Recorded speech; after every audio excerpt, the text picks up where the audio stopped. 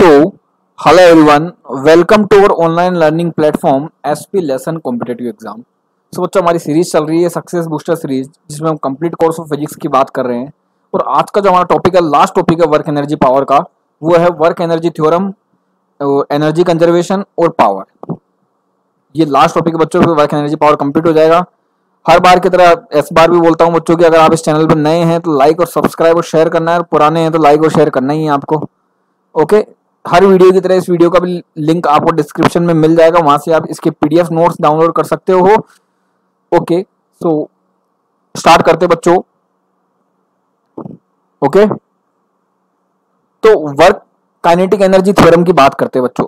सबसे ज्यादा फिजिक्स की जो फेमस थ्योरम है वो यही है, वर्क एनर्जी थ्योरम, जिसको वर्क काइनेटिक एनर्जी थ्योरम बोलते हैं। तो वर्क काइनेटिक एनर्जी थ्योरम या वर्क एनर्जी थ्योरम क्या बोलते हैं बच्चों कि work done by all the forces. All forces मतलब चाहे वो कंजर्वेटिव हो, नॉन कंजर्वेटिव हो, एक्सटर्नल हो, इंटरनल हो, उससे कोई फर्क नहीं पड़ता। Okay, acting on a particle और object is equal to the change in kinetic energy. मतलब work done by all the forces which is equal to change in kinetic energy. तो work done which is equal to change in kinetic energy which is equal to half M V final का square minus half M V initial का square, जैसा कि आपको ये given है बच्चों।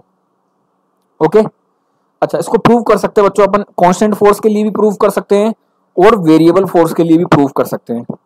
Okay, ये सबसे सिंपलेस्ट मेथड डाला है मैंने प्रूव करने के लिए कि जैसे कोई बॉडी है बच्चों, वो यू वेलोसिटी से जा रही थी, आपने एक एक्सटर्नल फोर्स अप्लाई किया और वो एस डिस्टेंस ट्रेवल करके यहाँ पे वी वेलोसिटी हो गई, इसकी मतलब वेलोसिटी इंक्रीज हो गई। तो v square is equal to u square plus 2as। आप काइनेमेटिक्स की इक्वेशन लगाओगे बच्चों। अगर मैं इस यू स्क्वायर को यहाँ ले आऊं तो ये क्या हो जाएगा बच्चों, v square minus u square which is equal to 2a की जगह हम क्या पुट कर सकते हैं बच्चों, f by m multiplied by s. Okay, तो यहाँ से एस निकालोगे तो कितना किसके इक्वल आएगा बच्चों, v square minus u square multiplied by m divided by 2f। अब बच्चों एक चीज सोचो, half M v square minus u square which is called change in kinetic energy, है ना। आप m मल्टीप्लाई करोगे अंदर तो ये 1/2 दोनों से मल्टीप्लाई होगा। तो half M v square minus half M v square which is called change in kinetic energy, और वो किसके इक्वल हो गया, डेल्टा के ई, और ये एफ ऐसा कैसा आ गया। ओके बच्चों, अब इस एफ को मैं यहाँ मल्टीप्लाई कर दूं तो ये एफ एस बन गया विच is called work done and this is change in kinetic energy. तो अपन ने कांस्टेंट फोर्स के लिए प्रूव कर लिया कि जो वर्क डन होता है वो चेंज इन काइनेटिक एनर्जी के इक्वल होता है। ओके, फिर आता है बच्चों वेरिएबल फोर्स के लिए। तो वेरिएबल फोर्स के लिए जैसे आपको पता है जो वर्क डन होता है वो किसके इक्वल होता है, F integration F dot D x के। ये मैंने आपको फर्स्ट लेक्चर में पढ़ाया था, आप जाके देख सकते हो। एफ को हम क्या पुट कर सकते हैं बच्चों, एम ए पुट कर सकते हैं, ये लिख दिया एम ए। ओके, अब बच्चों डीएक्स के रेस्पेक्ट में इंटीग्रेशन करना है, इसका मतलब डीएक्स या तो हम यहाँ पे डीएक्स की रेस्पेक्ट में कुछ भी नहीं है बच्चों, तो आप इस ए को क्या लिखोगे, वी डीवी बाई डीएक्स लिख दोगे, जिससे डीएक्स क्या होगा, कैंसिल आउट हो जाएगा। तो क्या बन जाएगा, एम वी डी वी। अब m कांस्टेंट ले लोगे बच्चों, बाहर है। अब लिमिट कहां से कहां तक लगा दोगे, u से लेकर v तक। ओके, जो कहां से कहां तक चेंज हो रही है, u से लेकर v तक। तो ये m बाहर आ गया, ये बन गया v स्क्वायर बाई 2 और लिमिट लगा दी u से v तक। फिर ये 2 बाहर ले लिया आपने, फिर क्या रखोगे, upper limit minus lower limit रखोगे, किसके इक्वल आ गया, m by 2 v square minus u square which is called change in kinetic energy, और वो किसके इक्वल है, वर्क डन के। ओके, अब आपको वर्क एनर्जी थ्योरम अप्लाई कैसे करनी है वो सीखते हैं, फिर आपको स्टेप बाय स्टेप बताएंगे कि लगता कैसे है work energy theorem. So the work kinetic energy theorem is deduce for a single body moving relative to an inertial frame, therefore it is recommended at present to use for a single body in inertial frame. तो बच्चों कोई भी single body हो जो inertial frame में रखी हुई हो, तो आप उसमें वर्क एनर्जी थ्योरम कैसे अप्लाई करोगे।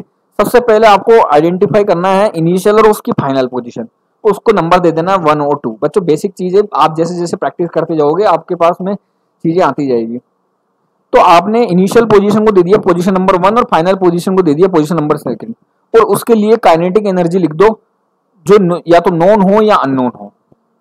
ओके, फिर उसका फ्री बॉडी डायग्राम बनाओ और उसमें पोजीशन 1 और 2 के बीच के जो भी फ्री बॉडी डायग्राम है वो आपको बनाने हैं, और उस पर सारे फोर्स की वजह से जो वर्क आ रहा है, टोटल वर्क, चाहे वो वर्क डन बाय ग्रेविटेशन हो, वर्क डन बाय फ्रिक्शन हो, चाहे कोई सा भी वर्क हो, आपको टोटल वर्क निकालना है, कैलकुलेटेड बाय टोटल वर्क। सब टोटल वर्क को ऐड कर देना जो इस 1 पोजीशन से लेकर 2 पोजीशन के बीच में सारे आ रहे हो। ओके, अब उन सारे टोटल वर्क को चेंज इन काइनेटिक एनर्जी के इक्वल रख देना, आपका आंसर आ जाएगा। जैसे नेक्स्ट प्रॉब्लम में मैं यही करूंगा जो आपको पॉइंट्स बता रहा हूं। ओके, चलो स्टार्ट करते हैं। जैसे बच्चों ये एक एग्जांपल लेते हैं कि a 5 kg ball when falls through a height of 20 meter acquires a speed of 10 metre पर second, find the work done by air resistance. Okay, अच्छा, अब आपने बॉल को यहाँ पोजीशन 1 से फॉल करना स्टार्ट करा और ये पोजीशन 2 पे आ गए बच्चों, जहां से इसकी हाइट कितनी है बच्चों, h है, और ये कोई इंटरमीडिएट पोजीशन हो गई उसकी, उसका फ्री बॉडी डायग्राम हो गया, जिसपे हम बात करेंगे कि कौन कौन से फोर्स लग रहे थे इस पोजीशन 1 से लेकर पोजीशन 2 के बीच में। तो बच्चों आपने इसको फ्री फॉल कराया है पोजीशन 1 से, तो इस पर स्पीड कितनी होगी, 0 होगी। ठीक है, अगर स्पीड 0 है तो काइनेटिक एनर्जी भी 0 होगी, तो K1 कितना आ गया, 0 जूल आ गया। Okay, during the downward motion of the ball, अब बच्चों ये बॉल जो है वो डाउनवर्ड मोशन में आ रही है, एक कांस्टेंट ग्रेविटेशनल फोर्स mg लगेगा बच्चों, जो इसका वेट होगा। ओके, x डाउनवर्ड डायरेक्शन, और जो एयर का जो रेजिस्टेंस होगा वो इस mg के जस्ट अपोजिट अपवर्ड डायरेक्शन में लगेगा, जैसा कि फ्री बॉडी डायग्राम में आपको दिख रहा है। ये कोई एक इंटरमीडिएट पोजीशन है, जब हमने देखा कि इसमें जो mg है वो लग रहा है डाउनवर्ड डायरेक्शन में, और जो एयर रेजिस्टेंस है वो लग रहा है बच्चों अपर डायरेक्शन में। The ball reaches the position 20 metre below the position 1, ये हाइट जो बच्चों ये आपको कितनी की दे रखी है, आपको 20 मीटर। ओके, तब इसकी स्पीड कितनी हो गई बच्चों, 10 मीटर पर सेकेंड। मतलब पोजीशन 2 पर जो वेलोसिटी है वो कितना गिवन है आपको, 10 मीटर पर सेकेंड है। तो पोजीशन 2 पर आप काइनेटिक एनर्जी निकाल सकते हो, बिकॉज इसके पास यहाँ पे वेलोसिटी है। तो आप काइनेटिक एनर्जी 2 पॉइंट पे निकालोगे, वो कितना आएगा, हाफ mv², मास कितना है 5 kg, और v कितना आपको 10 मीटर पर सेकेंड, ये आएगा 250 जूल। ये आपने 2 काइनेटिक एनर्जी निकाल ली, kinetic energy initial, kinetic energy final. इसका मतलब आपने चेंज इन काइनेटिक एनर्जी निकाल लिया, तो आधा काम आपने कर लिया। ओके, अब आपको आधा काम करना है। आधा काम क्या करना है, टोटल वर्क डन निकालना है।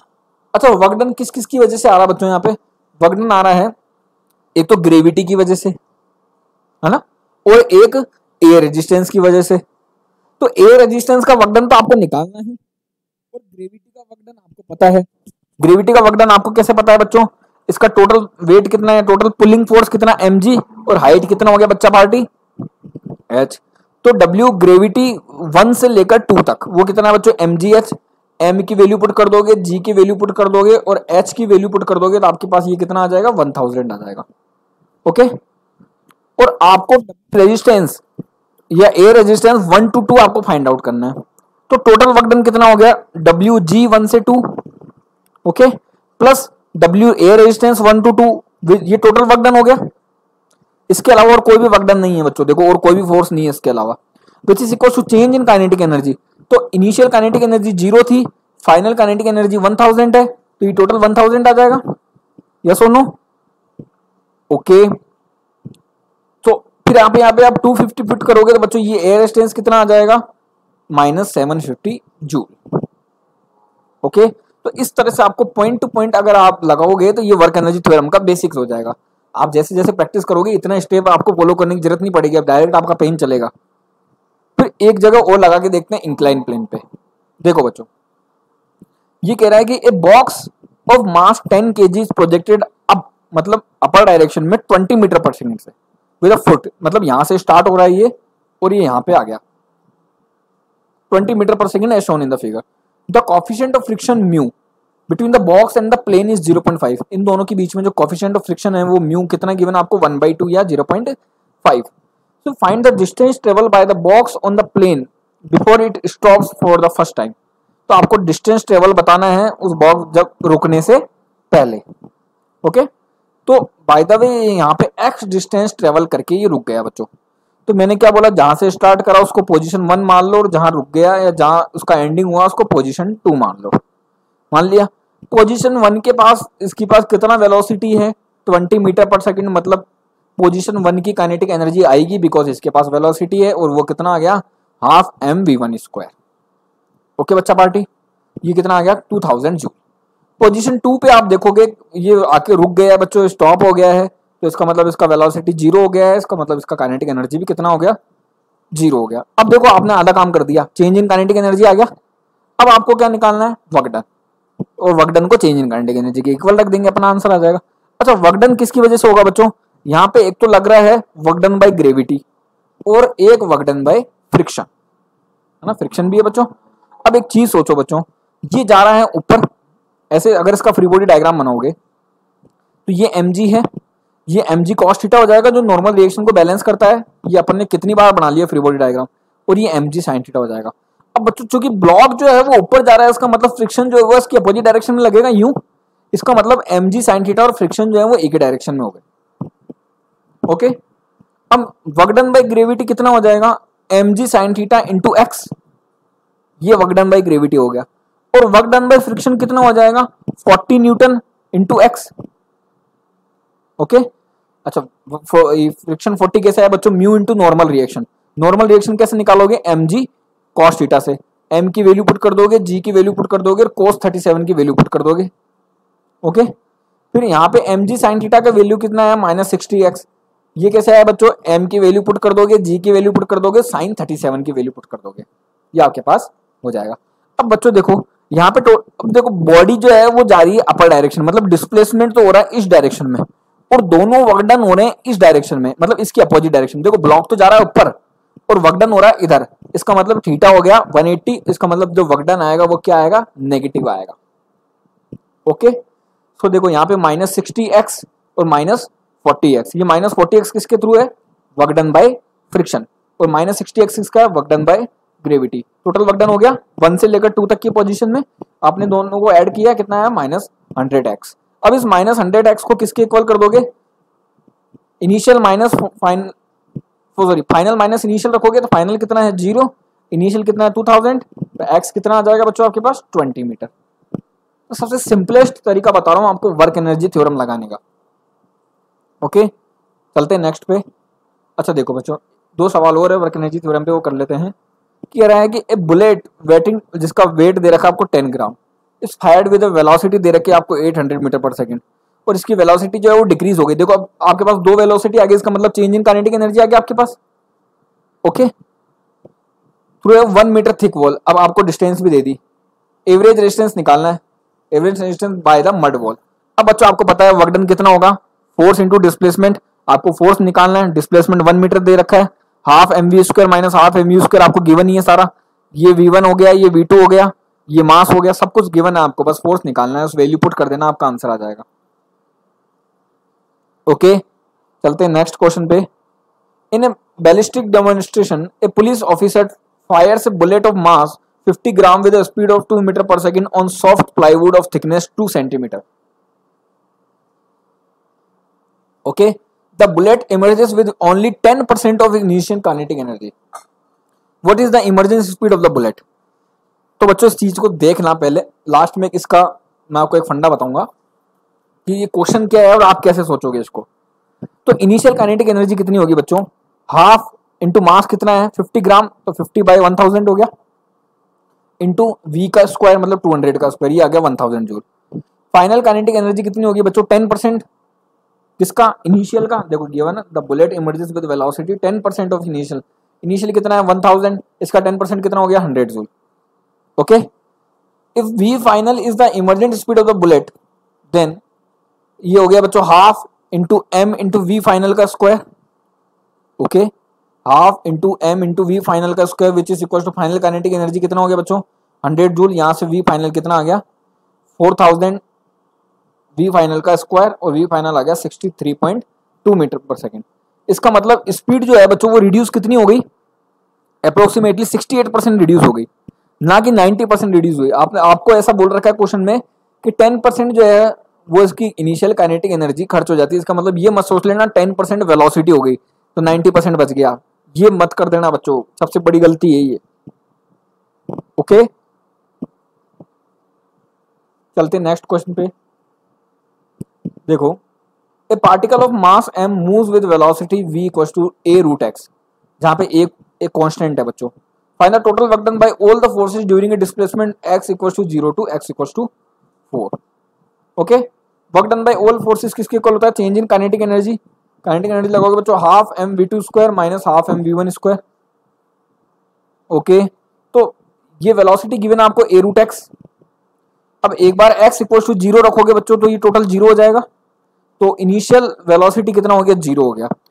फाइनल में आप x इक्वल टू d रखोगे तो v इक्वल टू क्या हो जाएगा, a रूट डी। इसका मतलब जो फाइनल वेलोसिटी हो गई वो कितना हो गया, v equal to a root D.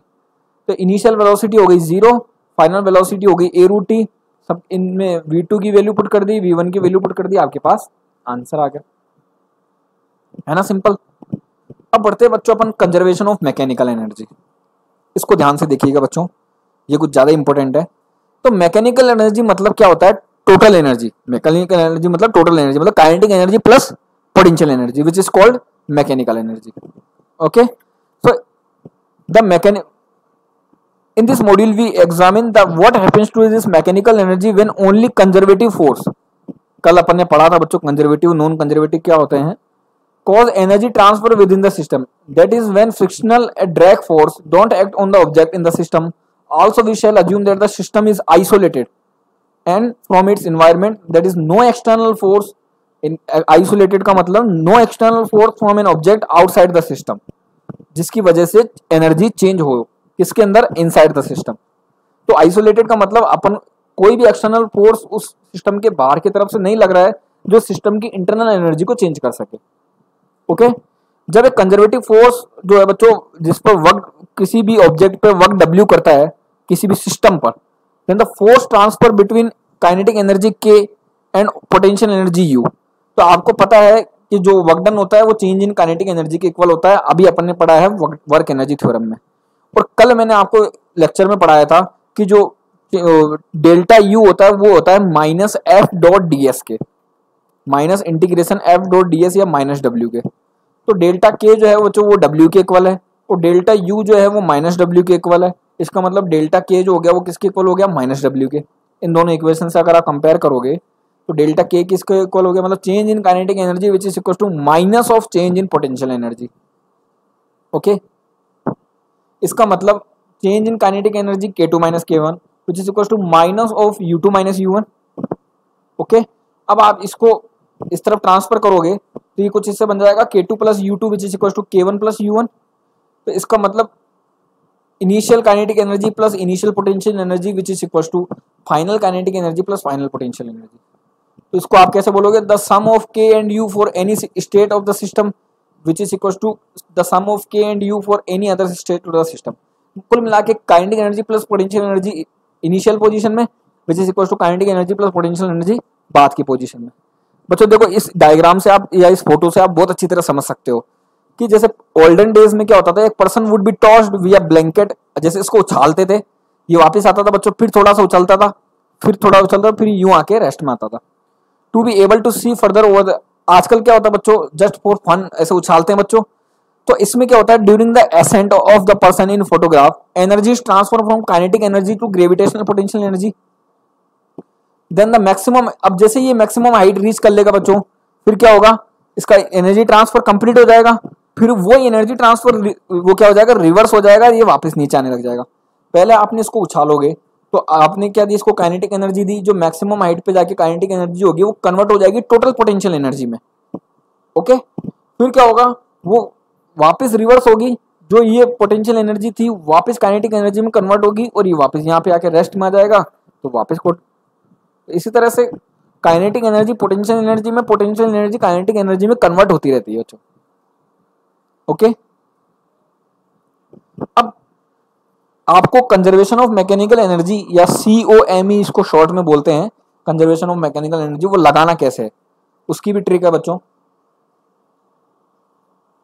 आपको कुछ पॉइंट्स फॉलो करने पड़ेंगे उसके लिए, जैसे फॉर एग्जांपल आप इन पॉइंट्स को पढ़ोगे उसके ऊपर अपन एक एग्जांपल भी करेंगे। बच्चों देखो इन पॉइंट्स को याद करने की जरूरत नहीं है आपको, आप 2-4 बार अप्लाई करोगे तो ये पॉइंट्स आपको अपने आप आ जाएंगे। ये कोई नया लिसनर है, नया व्यूअर है या नया कोई सीखने वाला है, नया लर्नर है, तो उसके लिए ज्यादा यूजफुल है। ओके, जैसे स्टार्ट करते हैं बच्चों अपन प्रॉब्लम सॉल्विंग ट्रिक। तो आपको कंजर्वेशन ऑफ मैकेनिकल एनर्जी कैसे लगाओगे, तो कुछ आपको स्टेप्स फॉलो करने पड़ेंगे। सबसे पहले draw diagrams of the system showing initial and final configuration. तो बच्चों कुछ भी हो, आपको सबसे पहले वर्क एनर्जी थ्योरम हो चाहे आप कंजर्वेशन ऑफ मैकेनिकल एनर्जी लगा रहे हो, आपको 2 चीजें तो पता ही होनी चाहिए उस डायग्राम की। इनिशियल और फाइनल। ओके, फिर आपको क्या करना पड़ेगा, specify the reference level for potential energy. मैंने आपको जब पोटेंशियल एनर्जी पढ़ा रहा था तब मैंने आपको बोला था मैं रेफरेंस पॉइंट बताऊंगा क्या होता है। रेफरेंस पॉइंट वो पॉइंट होता है जहां पे अपन पोटेंशियल एनर्जी को जीरो कंसीडर करते हैं।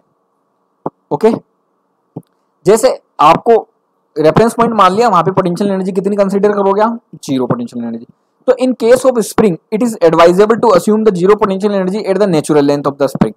तो जहां पे कभी भी आप स्प्रिंग वाला क्वेश्चन सोल्व कर रहे हो तो वहां पे जो नेचुरल लेंथ होती है उसकी, आप ना तो स्ट्रेच कर रहे हो ना उसको कंप्रेस कर रहे हो, जब वो नेचुरल लेंथ में होता है तब आपको उसको क्या मानना चाहिए, उसको मानना चाहिए रेफरेंस लेवल।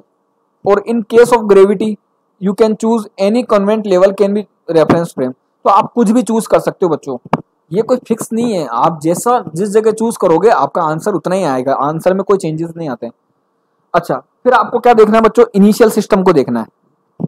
ओके, तो इनिशियल सिस्टम में या अगर बॉडी मूव कर रही है तो आपको हाफ mv1 स्क्वायर लगाना है।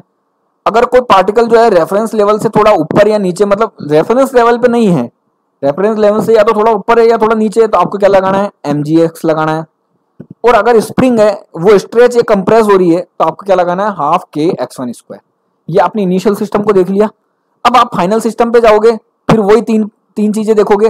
अगर बॉडी मूव कर रही है तो हाफ mv फाइनल स्क्वायर लगाओगे। अगर बॉडी जो है वो रेफरेंस लेवल पे नहीं है, या तो ऊपर है या नीचे है, तो आप क्या लगाओगे, mg into v y final.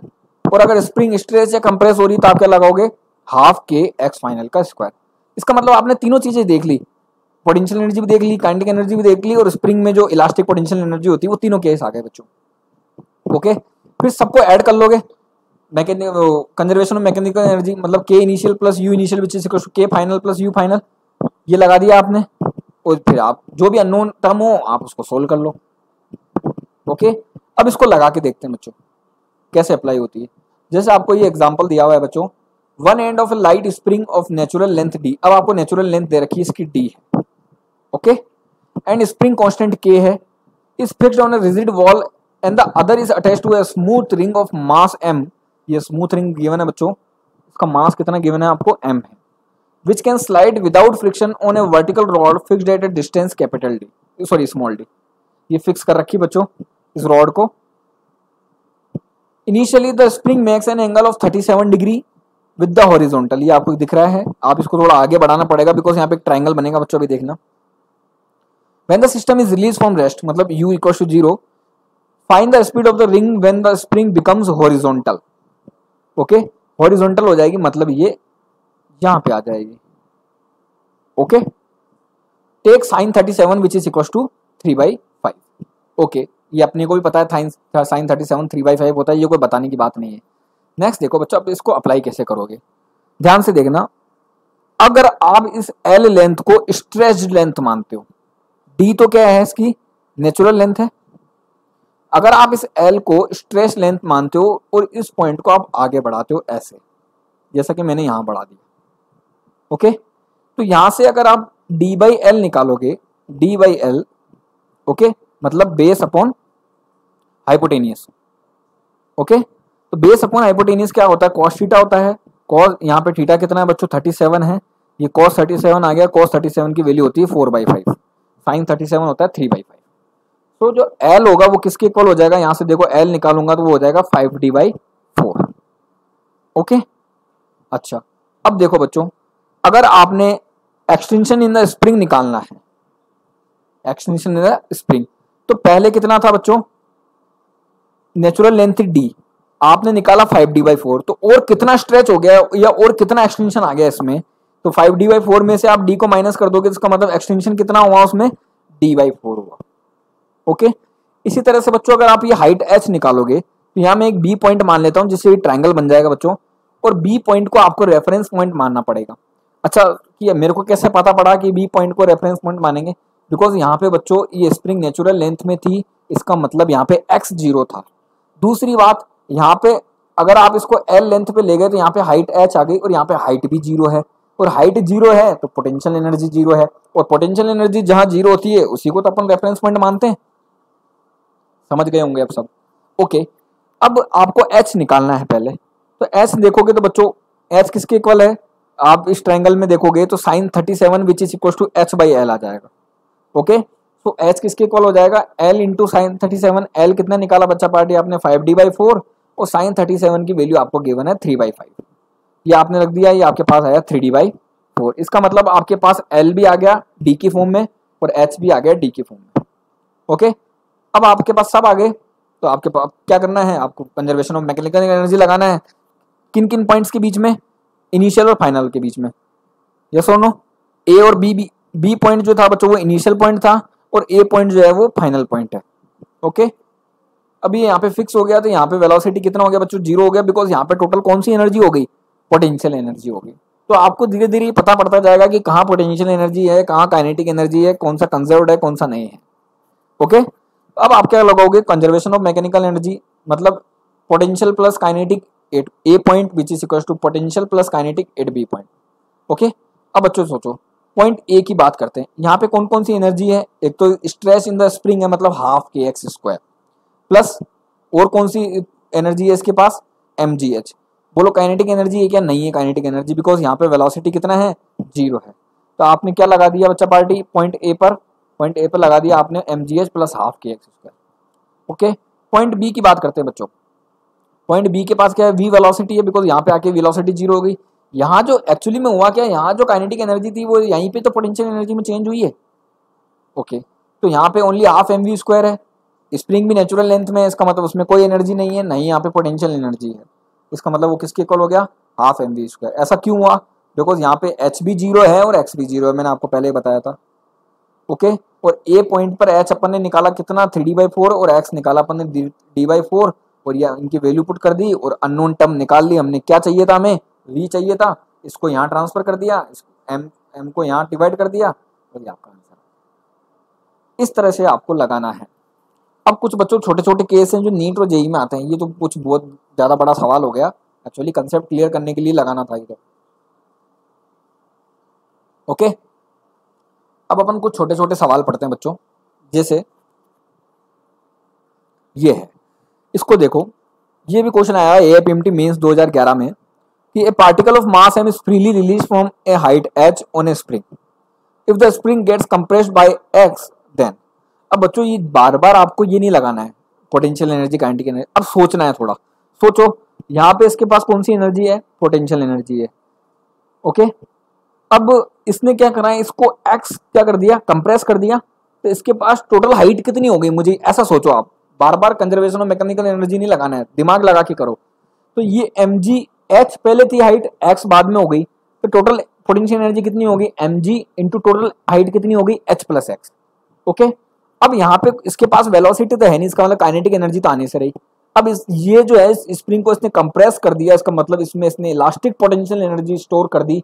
कितनी स्टोर कर दी, जितना इसने इसको कंप्रेस करा, इसने इसको कितना कंप्रेस करा, इसने इसको x कंप्रेस करा, इसका मतलब ये कितना हो गया, हाफ के एक्स स्क्वायर, तो mgh plus x which is equal to half के एक्स स्क्वायर। और AIPMT में जो सवाल था वो क्या था, mgh plus x minus half के x square which is equal to 0। आपको बताना था कौन सा इक्वेशन सही है।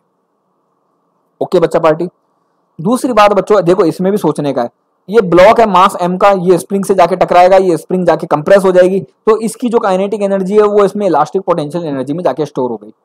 ओके बच्चा पार्टी, तो आपको क्या निकालना है, maximum compress in the spring, तो वो निकालना हाफ mv स्क्वायर को हाफ के एक्स स्क्वायर के इक्वल कर देना, यहाँ से x निकाल लेना, आपका आंसर आ गया।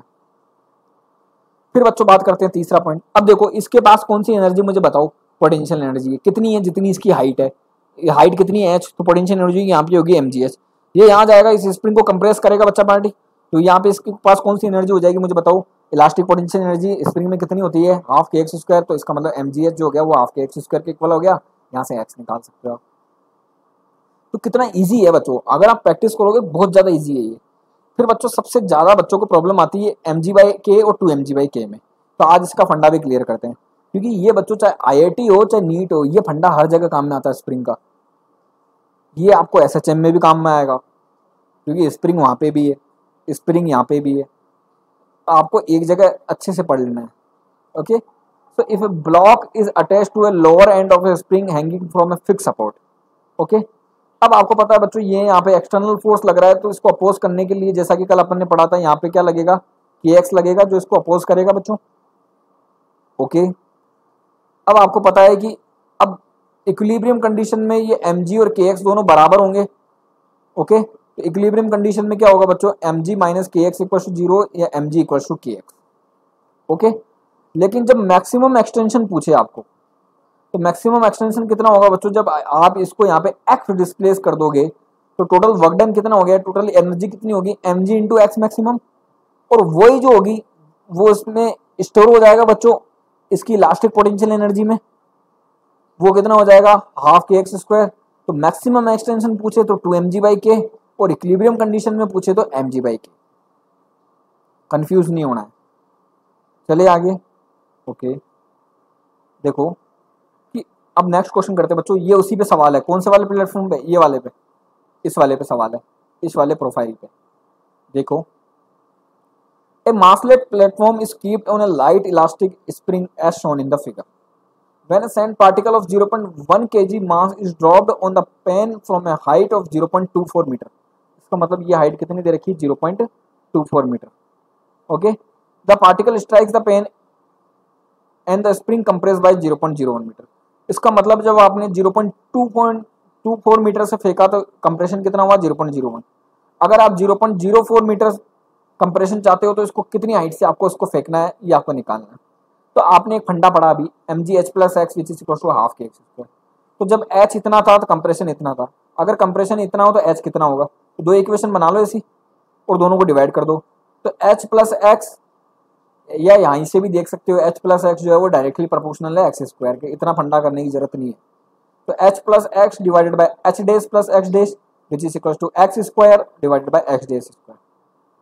ओके, अब और आपने पहले 0.24 था, ओके, और यहाँ पे और कितना 0.01 एच डेश आपको निकालना है, और कितना कंप्रेस कर दिया 0.04।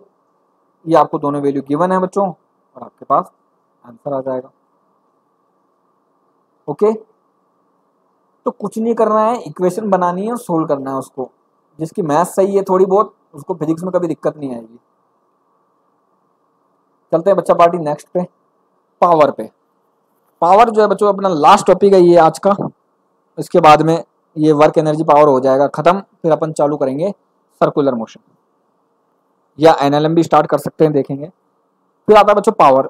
पावर क्या होता है, the rate of doing work which is called power, या change in energy with respect to time. तो पावर और एवरेज पावर जो होती है वो कैसे लिखते हैं बच्चों, work done divided by time. Power जो है बच्चों एक स्केलर क्वांटिटी है, बिकॉज ये दो वेक्टर का डॉट प्रोडक्ट है। यूनिट क्या होता है बच्चों, वाट या जूल पर सेकंड, वर्क डन जूल होता है, टाइम सेकंड होता है। सीजी यूनिट क्या देखोगे, जूल की होती है, अर्ग सेकंड को सेकंड ही बोलते हैं। ओके, अदर यूनिट्स क्या हो सकती है, किलोवाट हो सकती है, मेगावाट हो सकती है, मेगा मतलब 10 टू द पावर 6, किलो मतलब 10 टू द पावर 3, एक हॉर्स पावर मतलब 746 वाट। ओके, अब इंस्टेंटेनियस पावर मतलब किसी पर्टिकुलर टाइम पे, वो कैसे लगाते हैं बच्चों, अगर इसकी लिमिट लगा दूंगा डेल्टा टी से लेकर 0 तक एवरेज पावर की, तो वो क्या बन जाएगी, इंस्टेंटेनियस पावर बन जाएगी। ये कैसे निकालते हैं, एफ ई कॉस थीटा से या एफ डॉट वी से।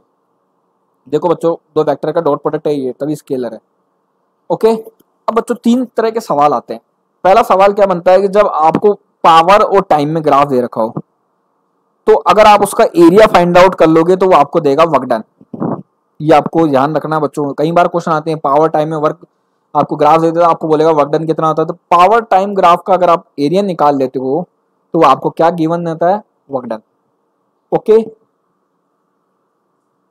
और अगर वर्क टाइम ग्राफ दे रखा आपको और आपने उसकी स्लोप निकाल ली, मतलब टेन थीटा निकाल लिया, या टेंजेंट खींच के आपने इसका टेन थीटा निकाल लिया, तो वो आपको क्या देगा, पावर देगा। मतलब वर्क टाइम ग्राफ का जो स्लोप होता है वो आपको क्या देता है बच्चों, पावर देता है। ओके, इसी तरह से the slope of a straight line joining 2 points of WT graph given average power between 2 points. अब बच्चों जब आप एवरेज पावर निकालोगे तो 2 पॉइंट्स को आपको ऐड करना पड़ेगा। तो इतने में आपने वर्क कितना किया, डेल्टा डब्ल्यू, और इतने में टाइम कितना लगा, डेल्टा टी। तो ये आ गया delta W upon delta T which is called average power. Okay, चलते हैं नेक्स्ट पे। अब बच्चों एवरेज पावर और इंस्टेंटेनियस पावर में रिलेशन क्या है। एवरेज पावर होता है बच्चों डब्ल्यू बाई टी, इस डब्ल्यू का आप हाफ एम वी स्क्वायर भी लिख सकते हो, डिवाइडेड बाई 2t हो गया बच्चों, ये बन गया हाफ इंटू एम वी, और एक v बाई टी कॉमन ले लिया आपने, v बाई टी को क्या लिख दिया बच्चों, a लिख दिया, एम ए क्या बन गया, एफ डॉट वी बन गया, अगर थीटा 0 सॉरी थीटा 90 हो तो। अच्छा ये हाफ एफ डॉट वी हो गया, और अपन ने देखा कि इंस्टेंटेनियस पावर कितनी है, एफ डॉट वी है। इसका मतलब पी एवरेज जो होता है वो हाफ टाइम होता है पी इंस्टेंटेनियस के। ये एम्स में आया हुआ सवाल है। ओके, अब आपको एप्लीकेशन ऑफ पावर कैसे यूज करना है। एप्लीकेशन ऑन पावर, जैसे बच्चों the power of machine gun firing n bullets each of mass m with velocity v. तो बच्चों एक बुलेट की काइनेटिक एनर्जी कितनी हो गई, हाफ एम वी स्क्वायर। डब्ल्यू बाई टी करोगे, डब्ल्यू की जगह काइनेटिक एनर्जी रख सकते हो हाफ एम वी। तो एन बुलेट्स की काइनेटिक एनर्जी कितनी होगी, n into half M v square divided by t कर दोगे, ये आपके पास क्या आ गया, पावर आ गई। इसी तरह से आपको बच्चों नीट में छोटे छोटे से सवाल आते हैं बहुत सारे, अभी बताऊंगा आपको कहाँ से सवाल आता है मेन। तो एक क्रेन लिफ्ट से बॉडी ऑफ मास है बच्चों, क्रेन लिफ्ट करेगी तो नीचे फोर्स कितना लगेगा, mg लगेगा जो उसका वेट होगा, और उसको v वेलोसिटी से पुल कर रही है, तो इसका मतलब फोर्स कितना, पावर कितना हो जाएगा, f इंटू वी, एफ की जगह रख दिया बस mg। नीट में ऐसे ही सवाल आते हैं बच्चों, जैसे आपने देखा होगा इलास्टिसिटी में नीट 2020 में सवाल आया था, मेरे चैनल पे आपने सॉल्यूशन देख लेना, दिया हुआ है नीट 2020 का। उसमें बस कुछ नहीं करना था, एफ की जगह mg रखना था बस। इलास्टिसिटी का एक सवाल आया था, F upon A into L upon delta L, Young modulus वाला, उसमें बस f की जगह mg पुट करना था, आपका आंसर आ जाता। इतना इजी सवाल था नीट में। फिर बच्चों ये एम से आया हुआ सवाल है, वापस देखो, power of lungs of a boy blowing a whistle is half into mass of air blown per second. बच्चों mass of air blown per second मतलब आपको क्या गिवन है, m by t, m by t given है, m by t given है into half into v square. तो ये m by T हो गया और ये वेलोसिटी का स्क्वायर हो गया।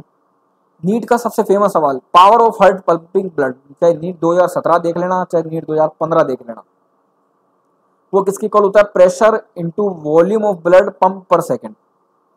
बच्चों इसको तो इतना दिमाग में रखना, इस केस को तो भूलना ही मत कभी आप, power of heart of pumping blood. अगर पावर में से जब भी सवाल आया मैक्सिममली यही दिखा है। फिर नेक्स्ट कंसेप्ट आता है बच्चों, एक conveyor belt is moving with constant speed v, और उसका जो ग्रेवल है वो फॉलिंग हो रहा है बच्चों, डीएम बाई डी टी दे रखा है आपको। ओके, आपको पता है एफ किसके इक्वल होता है, v d m by d t के, और पावर जो होता है वो किसके इक्वल होता है, एफ इंटू वी के। तो टोटल पावर कितना हो गया, v square d m by d t. ये भी आपको दिमाग में रखना है केस। नेक्स्ट केस में चलते हैं बच्चों, एफिशिएंसी कैसे निकालोगे। एफिशिएंसी मतलब होता है eta which is equal to output divided by input, मतलब work done divided by energy input. ऐसे आपको क्या निकालना है, एफिशिएंसी निकालनी है। ओके, अब बच्चों एफिशिएंसी के भी क्वेश्चन करेंगे अभी। पहले ये क्वेश्चन कर लेते हैं कि a truck pulls a mass of 1200 kg at a constant speed of 10 metre per second on a level road. The tension in the coupling is 1000 newton. What is the power spend on the mass, find the tension when the truck moves up with the inclination 1/6। Okay, 1/6 है ये, actually 1/6 नहीं है, 1/6 है। Okay, ये आपको sine theta given है 1/6, inclination is 1/6। Okay, तो आप देखो फ्रिक्शन फोर्स कितना लगेगा बच्चों, the tension in the coupling is 1000 Newton. तो ये 1000 न्यूटन जो है बच्चों, ये कितना हो गया, force applied by the truck हो गया, जैसा कि आपको गिवन है, ये अप्लाइड फोर्स हो गया। Okay, power spend in pulling the mass P which is equal to F into v, applied force कितना 1000 इंटू वी कितना 10, ये आ गया 10 to the power 4 watt.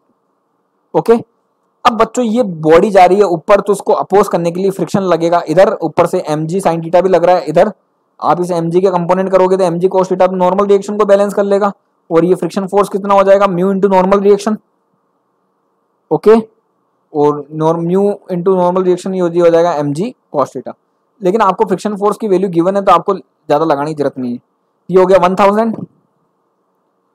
mg sine theta कितना, वैल्यू पुट कर दोगे, mg और साइन थीटा गिवन है 1/6, ये आ जाएगा आपके पास आंसर। और AIEEE का सबसे फेमस सवाल नीट में भी आया हुआ है, ये तीनों, इसको बोलते हैं बच्चों ऑटोमोबाइल प्रॉब्लम, ऑटोमोबाइल से प्रॉब्लम बोलते हैं इसको। देखो क्या बोल रहा है ये, कि a body of mass m starting from rest from the origin moves along the plus x axis with a constant power p. Calculate the relation between velocity and time. अच्छा पहले तो वेलोसिटी और टाइम के बीच में निकालना है। तो p equal to क्या होता है, f इंटू वी, f को लिख दिया आपने ma, a को लिख दिया dv बाई dt। ओके, अब P बाई एम करोगे यहाँ पे, P बाई, अच्छा इस m को यहाँ ले जाओ और dt को यहाँ मल्टीप्लाई कर दो, तो P by m into d t किसके इक्वल हो गया बच्चों, v dv के। तो यहाँ पे लिमिट लगा, यहाँ पे एक्चुअली में dt है तो लिमिट लगा दूंगा 0 से t, यहाँ पे dv है तो लिमिट लगा दूंगा 0 से v, क्योंकि जब टाइम 0 था वेलोसिटी 0 थी, जब t टाइम पर वेलोसिटी v है, ऐसे लगाते हैं लिमिट। तो ये तो बन गया P बाई एम, dt का इंटीग्रेशन हो गया t, लिमिट लगा दी t माइनस 0 तो भी t बचेगा, और ये कितना हो गया बच्चों, v स्क्वायर बाई 2। तो v किसके इक्वल आ गया, √2 pt बाई एम, दिमाग में रखना है इस फॉर्मूले को। और ज्यादातर क्वेश्चन किस पे पूछता है, v जो है वो t की पावर हाफ के प्रोपोर्शनल है। फिर रिलेशन निकालना डिस्टेंस और टाइम में। ओके, तो v को आप क्या, ये v आया आपके पास, v को क्या लिख दोगे, dx बाई डी टी, बाकी सारा रिजल्ट ऐसा कैसे रहेगा, t की पावर हाफ, फिर dt को यहाँ भेज दोगे।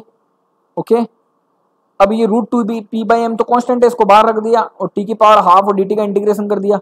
इसको जब टाइम 0 था तो ये 0 पे था, जब टाइम t हो गया तो ये x पे आ गया, ये बन गया x, और ये t की पावर हाफ का इंटीग्रेशन करोगे t की पावर 3/2, तो x जो होगा वो t की पावर 3/t के प्रोपोर्शनल है। फिर निकालना relation between velocity and distance, तो x जो है बच्चों वो किसके प्रोपोर्शनल है, t की पावर हाफ इंटू 3 के। एक्चुअली में आप इसको लिखोगे तो t की पावर हाफ के पावर 3 रखोगे, बिकॉज पावर की पावर मल्टीप्लाई होती है। ओके, तो पावर हाफ को क्या लिख दोगे, v लिख दोगे, तो x जो होगा वो डायरेक्टली प्रोपोर्शनल हो गया v क्यूब के। नेक्स्ट क्वेश्चन देखो, ये एफिशिएंसी से आ गया। A pump can take out 7200 kg of water per hour, मतलब पर आवर दे रखा आपको है ना, पर सेकंड नहीं दे रखा, तो पर सेकंड में चेंज करना पड़ेगा 3600 से डिवाइड करके, बिकॉज 1 आवर में 3600 सेकंड होते हैं। फ्रॉम ए 100 मीटर, मतलब हाइट दे दिया आपको। Calculate the power of the pump assuming its efficiency is 50%, तो नीटा दे रखा आपको 50%। ओके, तो आउटपुट पावर निकालोगे पहले, तो वो किसके इक्वल आएगा, W बाई टी या mgh बाई टी, टी रख दिया आपने 3600, ये कितना है 2000। नीटा किसके बराबर होता है, output divided by input, input आपको निकालना है। ओके, आउटपुट कितना निकाला आपने 2000, नीटा कितना बच्चों 50%, मतलब 50/100, 100 ऊपर चला गया, ये 4 किलोवाट आ गया। Last question work energy power का, सबसे फेमस,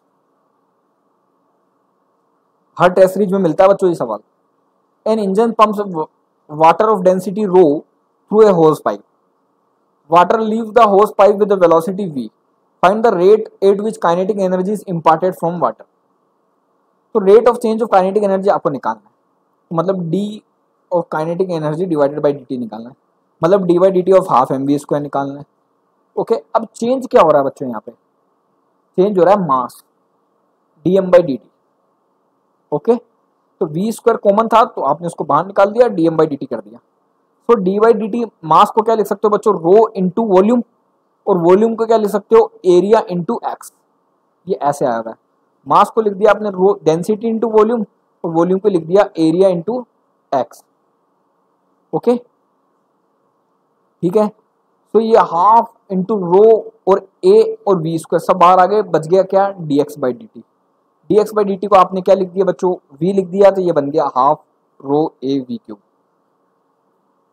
ये ध्यान रखना है आपको। Okay, power of the engine, power of the engine कैसे निकालोगे, एफ इंटू वी, एफ को क्या लिख सकते हो, v d m by d t, ये हो गया v square d m by d t. D m by d t कितना निकाला आपने, rho into a into v आया बच्चों, ये आ गया रो ए वी। तो rate of change in kinetic energy वो आया half rho a v cube. ये कुछ रिजल्ट्स है बच्चों, ये आप याद भी रख लोगे तो कोई बड़ी बात नहीं हो जाएगी। तो पावर कितनी आती है, रो ए वी क्यूब, और rate of change in kinetic energy वो आती है half rho a v cube. अब बच्चों पढ़ाने के तो इतने केस हैं कि 3 लेक्चर में वर्क एनर्जी पावर में ही निकाल दूँ, ओनली कंजर्वेशन ऑफ एनर्जी पर, बट पढ़ाया जाता बच्चों लिमिटेशन में। आप सवाल करोगे आपके पास हो जाएगा, और कल अपन देखते हैं एनएलएम या सर्कुलर मोशन में से स्टार्ट करेंगे। इस चैनल पर बने रहिए बच्चों, और लाइक सब्सक्राइब कीजिए इस चैनल को।